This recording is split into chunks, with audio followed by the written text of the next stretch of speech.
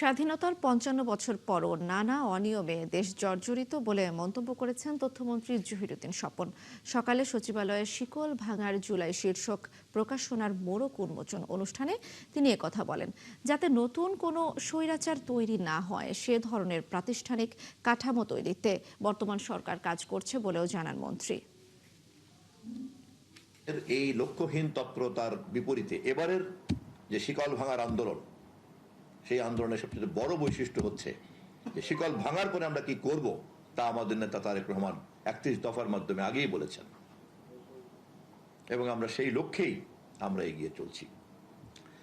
আমি এই সংকলনটি মোড়ক উন্মোচন করার আনুষ্ঠানিকতার মধ্য দিয়ে আপনাদের মাধ্যমে জাতিকে বিনীতভাবে এই কথা জানিয়ে রাখতে চাই, আমরা যেমন শিকল ভাঙতে পেরেছি তেমনি আমরা শিকল মুক্ত গণতান্ত্রিক একটি প্রতিষ্ঠান দাঁড় করাতেও দৃঢ় প্রতিজ্ঞ আমাদের নেতা তারেক রহমানের নেতৃত্বে।